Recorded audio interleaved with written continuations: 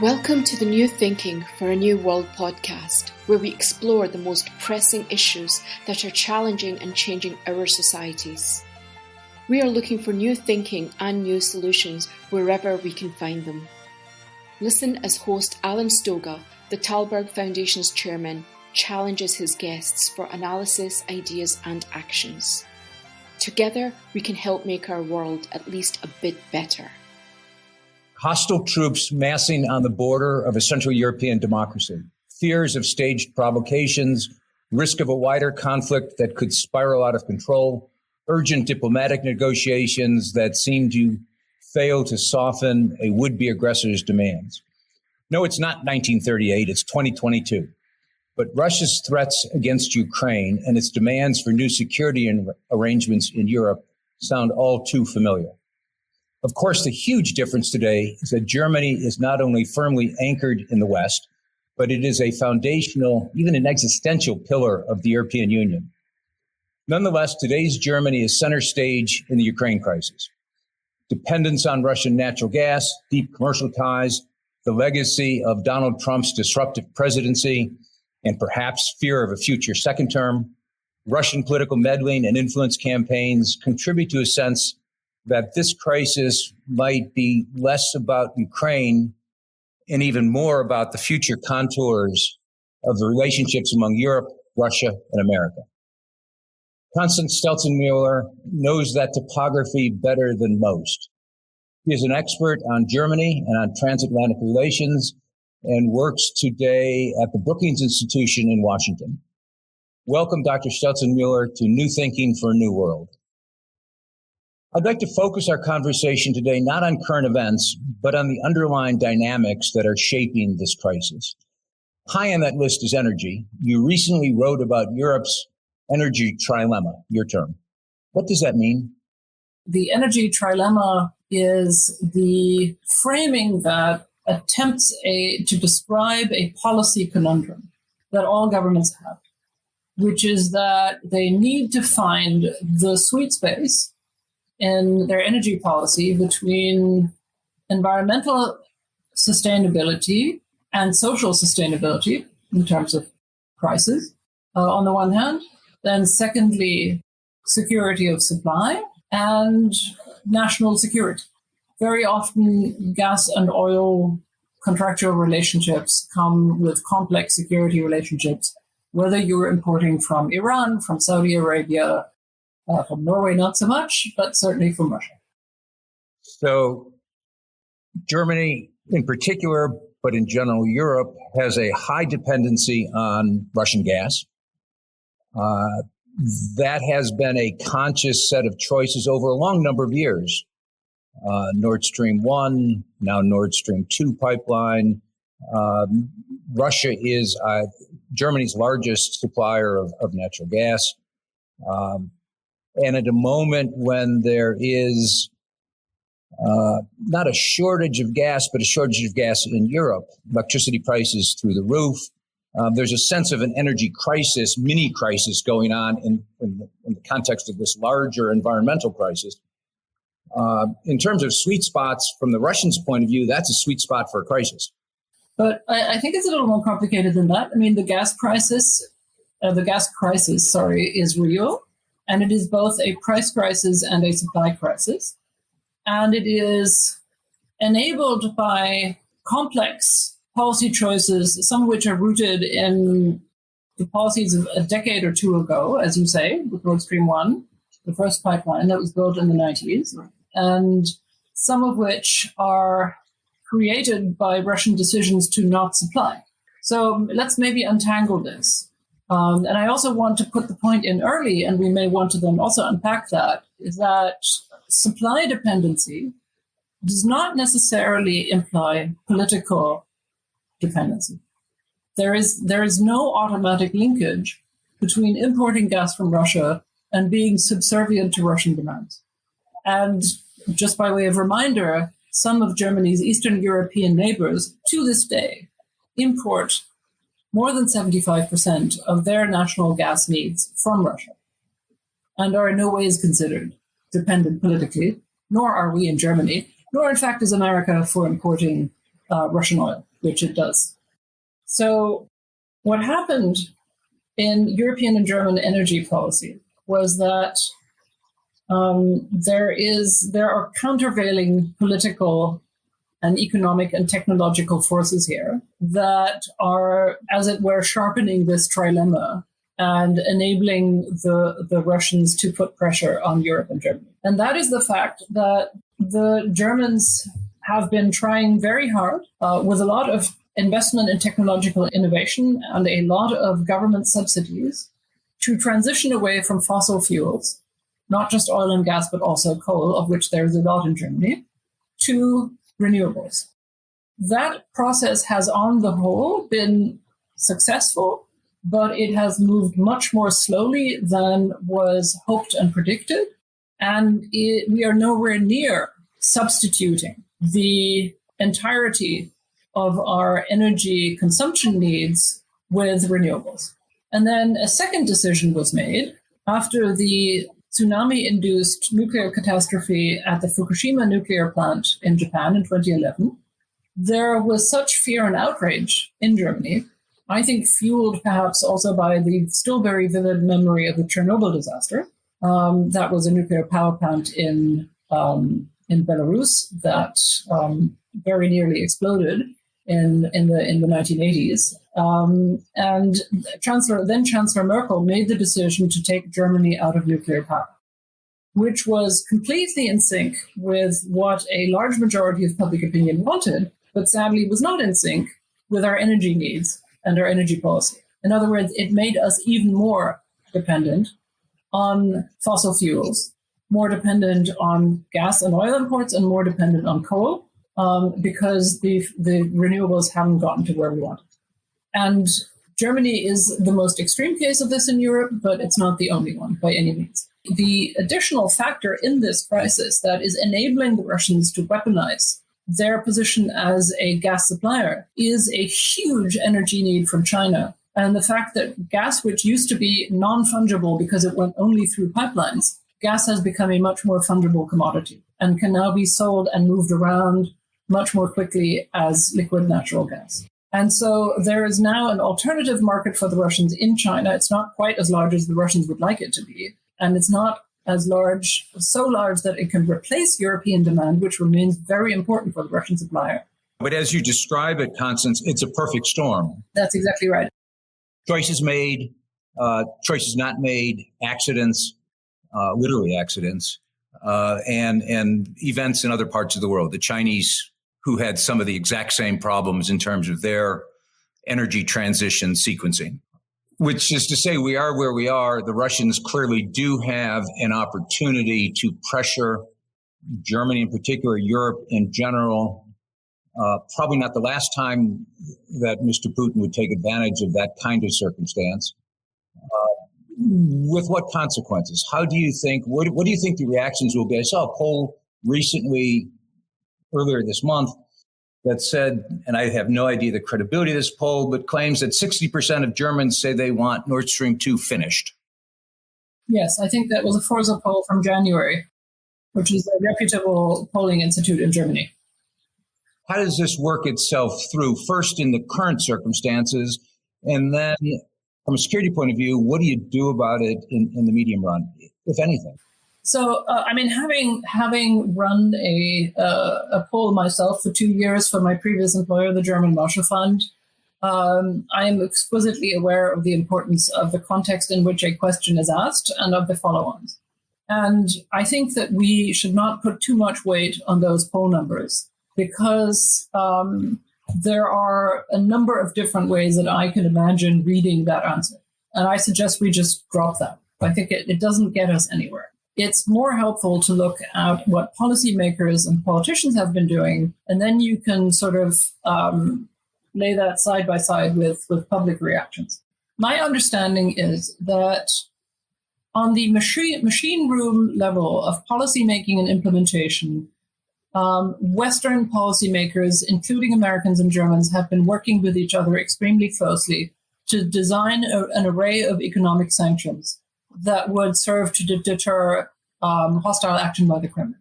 Now, the President of the United States himself in his recent press conference, in what was widely critiqued as a gaffe, actually touched on a very important and legitimate point, which is that a Russian action underneath the level of outright, full frontal invasion raises really important questions, political and legal questions of what triggers sanctions and what we do to keep them proportional, right? Any international lawyer can tell you that. And that has been a matter of debate among the allies. And it is a matter of debate, not just because these are real legal issues and political issues, but also because the economic blowback that sanctions would bring onto the West are going to be very differently distributed in the alliance. And it's not going to surprise any listener when I say that the blowback on America will be very limited because America has very limited exposure to the Russian economy. In particular, America could substitute the limited amount of Russian oil that it imports probably any time. It does so purely for price reasons. It's bad quality oil. The Europeans, because of their much greater exposure throughout Europe to the Russian economy, not just because of energy imports, but also because of banking relationships and to some degree manufacturing relationships, will incur much greater economic damage from sanctions. And so the policy challenge is a double one. On the firstly, to devise economic sanctions that will hit the Kremlin hard and make it rethink its options. And secondly, how to mitigate the backlash of those same sanctions on Europe so as not to undercut political cohesion. Yeah? And this is where it matters that the two countries that stand in line to bear the brunt of the economic damage in the West from sanctions are first Germany and second Italy, which is a point that Italy's Premier Mario Draghi made before Christmas in a Financial Times op-ed. And it's serious, and there need to be mitigation strategies, because this isn't just, a political symbolism issue. This will also translate into further gas scarcity and further heightened gas prices, and it will also translate into inflation. And at a time when most Western leaders feel in one way or another on the defensive vis-a-vis their domestic electorate, or are facing elections like President Biden in the midterms or the French president in the spring. These issues are real, in other words. And that is, I think, a very serious point to discuss. But my understanding is that on the principle, the Western reaction is rock solid. And one of the reasons why that is the case is that so far the Kremlin's rhetoric and the Kremlin's actions have been so outrageous and so untenable that they have in fact bound the West together. And let me name what those points are. First, you have the fact that we now have 127,000 Kremlin troops stationed to the north of Ukraine in Belarus, to its east, and the westernmost oblasts of Russia, and finally in Crimea and the Black Sea. And they're land and sea troops. And they've also brought in helicopters, which is a bad sign because helicopter units are expensive to maintain and are usually brought into a combat zone, late and just before action is to begin. That is the reason for the heightened concern in Western capitals. And that's the military part. Then there is the rhetoric. The Kremlin before Christmas delivered 2 draft treaties, one to Washington, D.C., one to NATO. And they were delivered in content and in tone and in style as an ultimatum, meaning you sign this and you sign it as is, there's nothing to negotiate here, or there will be conflict.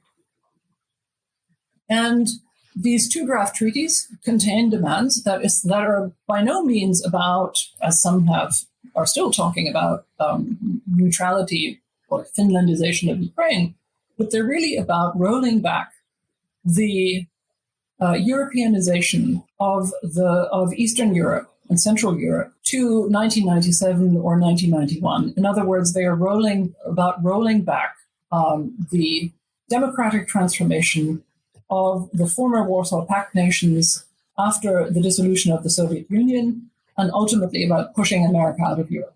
Western leaders have made it clear, including the Germans, that these are non-starters. They're unacceptable demands. and there's nothing to negotiate there. They have instead offered to negotiate on confidence-building measures, and on missile defense, and on maneuvers, things like that. The Russians have rejected that proposition. So we are in a standoff, and while there are diplomatic maneuverings now, it's, I'd say, the likelihood of there being actual military action is now above 60% or more. And that's where we are. If you feel that the world lacks global leaders, please help support the Thalberg Foundation programs. Individual donations are being accepted at thalbergfoundation.org/donate. That's TALLBERG foundation.org/donate. It is where we are, but there may not be military action. That would be good, of course, but we would still be in a circumstance where the underlying frame of these issues is what it was that allowed Putin to think that he could move in this direction. And perhaps we could explore that. What is it that President Putin thought he saw that encouraged him to, as you just described, put massive troops into the space around Ukraine, to make the demands he has made, to affect the cyber attack that they've affected on the Ukraine a couple times now, and so forth? What is it that, or perhaps differently, what is it that we should do, assuming that the moment passes and that there isn't war? How do we get to a more stable environment that makes sense for Europe, makes sense for the Western Alliance, and I guess it's diplomacy, makes sense for Russia? Is that possible? I think the Russians have laid it out very clearly that there is no place that is acceptable for the West. Well, then the odds aren't 60%, they're much higher than that. That's possible. But it's not, that would not be the fault of the West. Oh, but fault, once these things start, is for historians. They're not for the people that are in the way. I beg to disagree.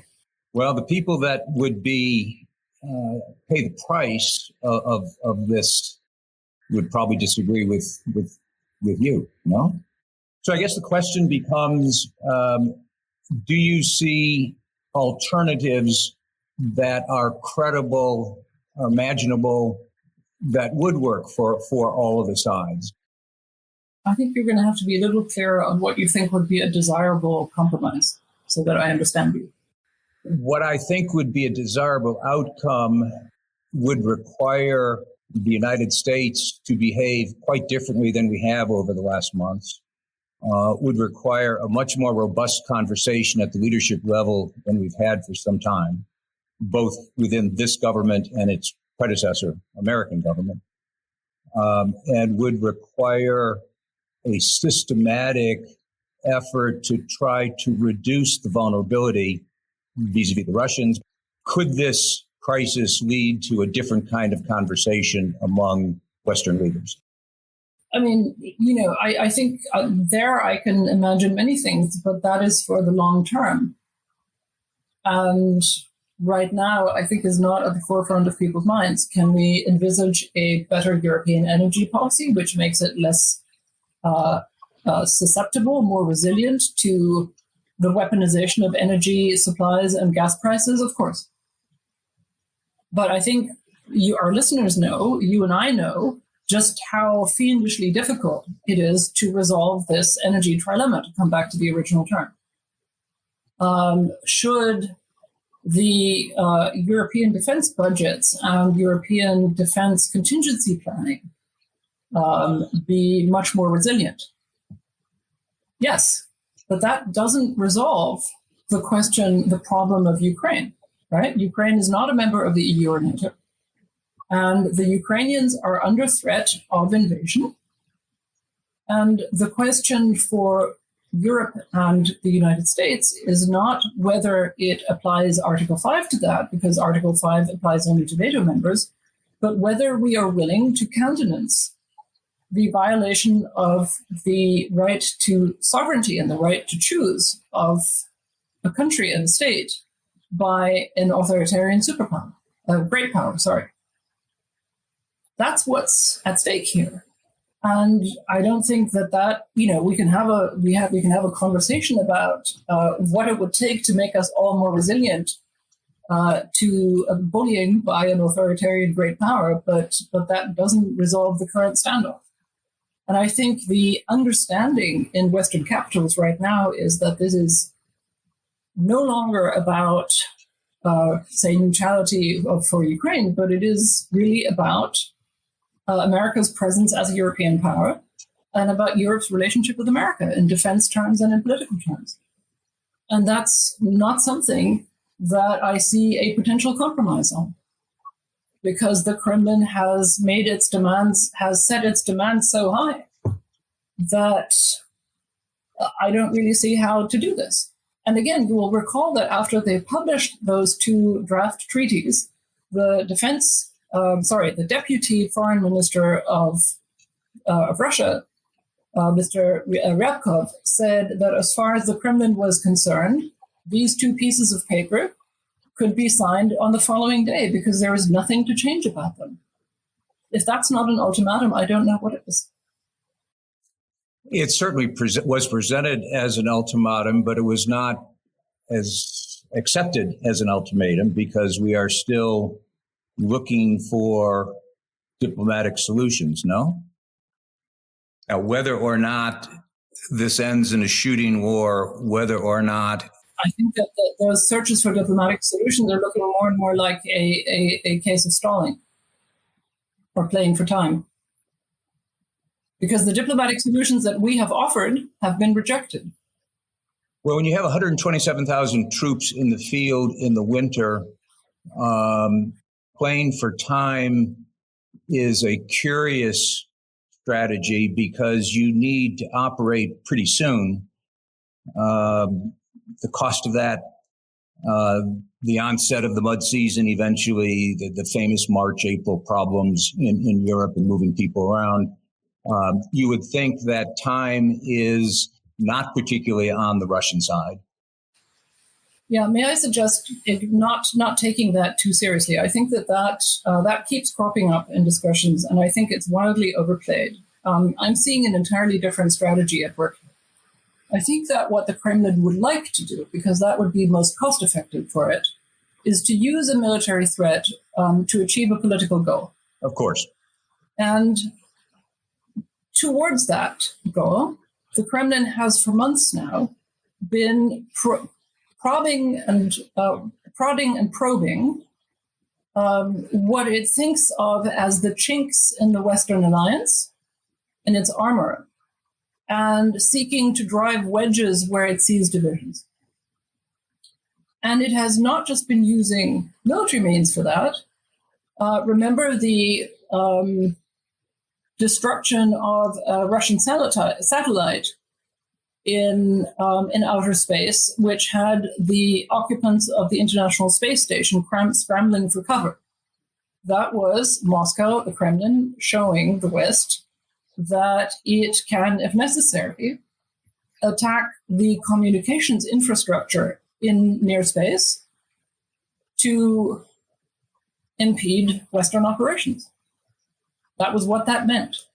It has been moving in the Baltics. It has been moving in the Black Sea, been deploying the troops we've already talked about, and it has been using massive amounts of disinformation and propaganda in social media and in Western media spaces.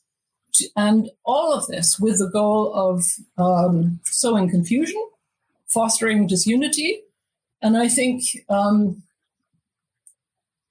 exhausting Western cohesion, so that when Putin decides what would be the optimal form of striking, that we are too confused and exhausted to react appropriately and will fall apart. I think that's the strategy.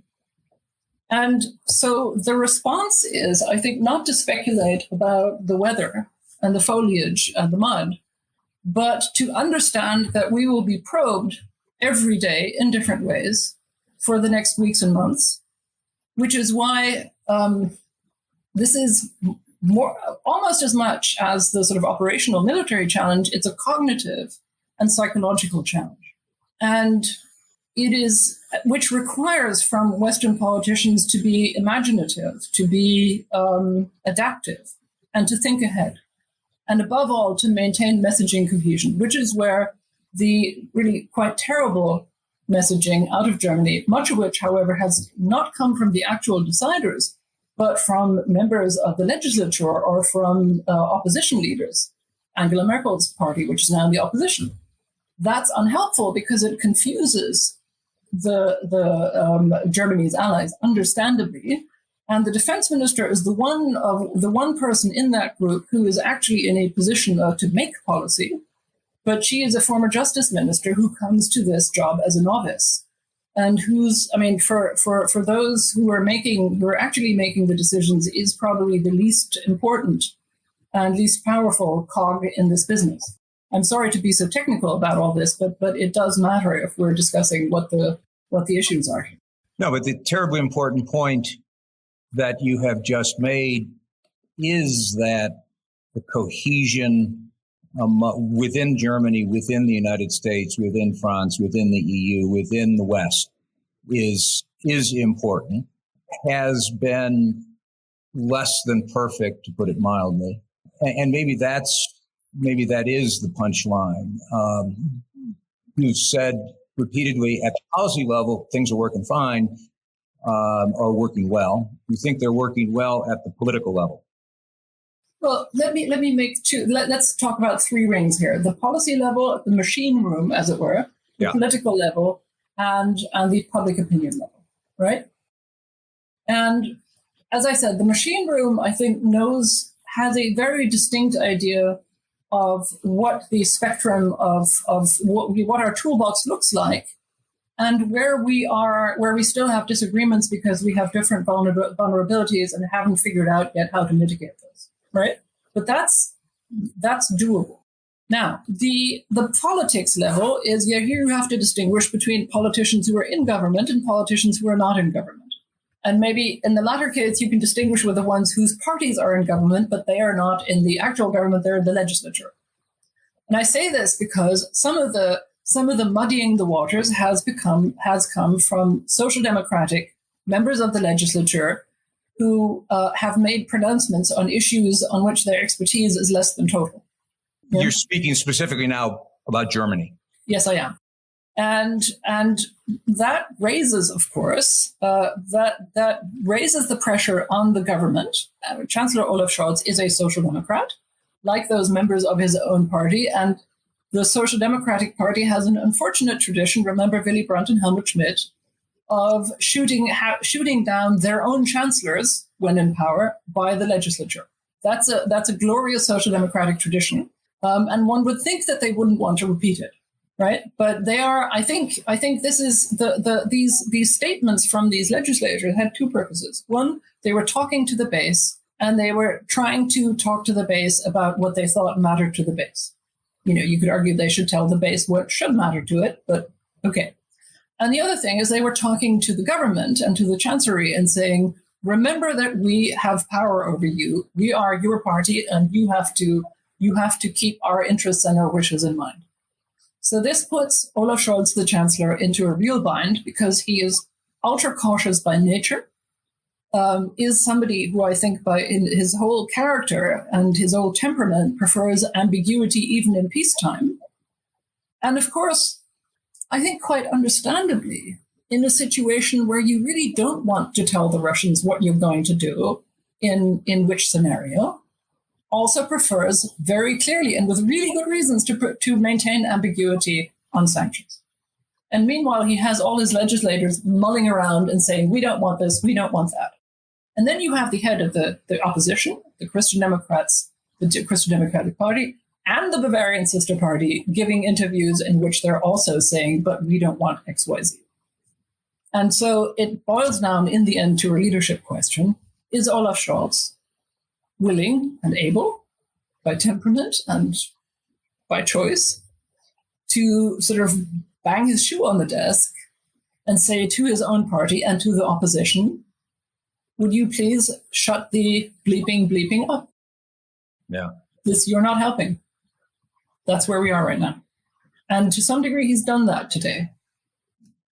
Well, and complicated by the very particular circumstances, political circumstances in Washington, by the circumstances in Paris, and so forth and so on. We clearly have, we don't sound terribly united at the political level, even if we're gradually sort of getting there. And you made the point earlier, and perhaps it is the punchline, that the Russians, by demanding too much, may help us get there.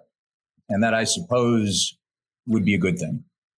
You know, I mean, can I just say this? I don't think of myself as ultra hawkish by any means. If I thought there was a credible way of resolving this situation by brokering a decent compromise between Russian demands and Western positions, then I would absolutely argue for it. But I don't see that, because the Kremlin's demands and rhetoric have been outrageous. Let me quote something else at you. Foreign Minister Lavrov, who said in an interview that after 1991, the demise of the Soviet Union, all those Western territories had been left orphaned. What he means by orphaned Western territories are the current EU and NATO members from the Baltics to the Black Sea. Estonia, Latvia, Lithuania, Poland, Bulgaria, Romania, and others. That's unacceptable rhetoric for the West. We're not going to let those countries go back into a Russian sphere of influence. I mean, it's unthinkable. That's not a platform for any realistic political compromise. And that's where the Kremlin is right now. And I have to tell you, let me add, please, I'm asking myself whether the man in the Kremlin hasn't sort of lost it a bit, whether he isn't so consumed by obsession with history and resentment and a need for revenge, that his mindset is somewhat like that of Slobodan Milosevic in the Yugoslav wars. I really wonder whether it is possible to have a rational conversation about possible subjects of compromise with the people who wrote those two draft treaties and with the man who wrote that essay on Ukrainian history in June. You, in fact, just answered my last question before I asked it, because it is the question. Why has President Putin and Lavrov and the others, why have they pushed it this far? What did they think they saw? Was it their own alternative reality in which they live? Was it their own internal pressures? But we are where we are, which is obviously anyone listening to our conversation would conclude is not a good place.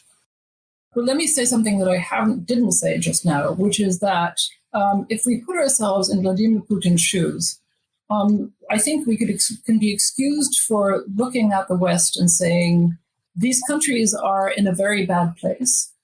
Putin probably knows that he himself is not in a good place. Because although the Russian government's finances right now are looking very good, and they're getting additional rent income from the gas price spike, and they have massive national reserves, most other lead indicators for the Russian economy are heading downhill. They have a completely uncontrolled COVID crisis. And while they have modernized their military, the Ukrainians have been saying, the last time we had a conflict in 2014, we interacted with, or in fact captured, we had some Russian war prisoners who were young kids who told us, that they didn't know what they were doing. And remember the protest of the soldiers' mothers in 2014, who were being suddenly told that their sons were dead and not told where they had died and not given access to the bodies.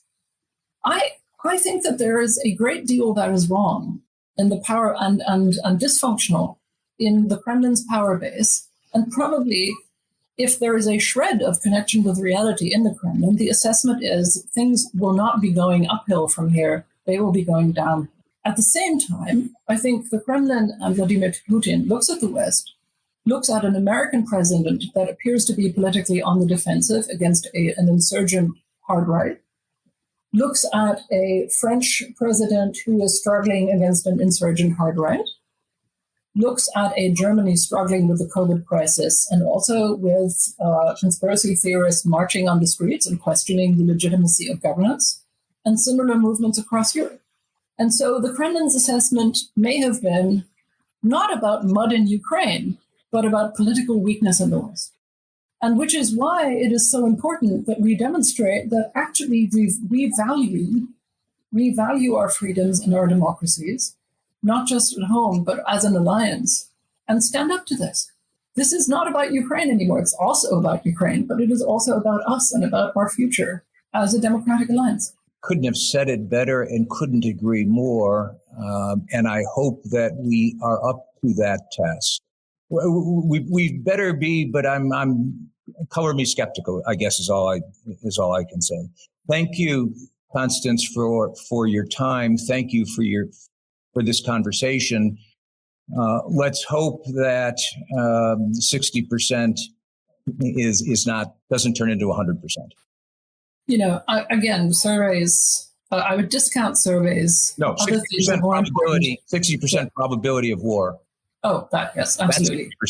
Yes, I agree with you on surveys. Yeah. I am in fact very worried about the possibility of conflict because I think we're dealing with an extremely unpredictable actor that may not have full control over the consequences of his own actors. But be that as it may, I think I see very little to reassure anyone in this scenario. But I will say that it seems to me that it has forced all of us, including the political newcomers in Western capitals. Remember that some of the actors in Western capitals, including in the United States, were not there for the end of the Cold War, were not there for the unipolar moment, were not there for the Yugoslav wars, and grew up with the Iraq War and Afghanistan.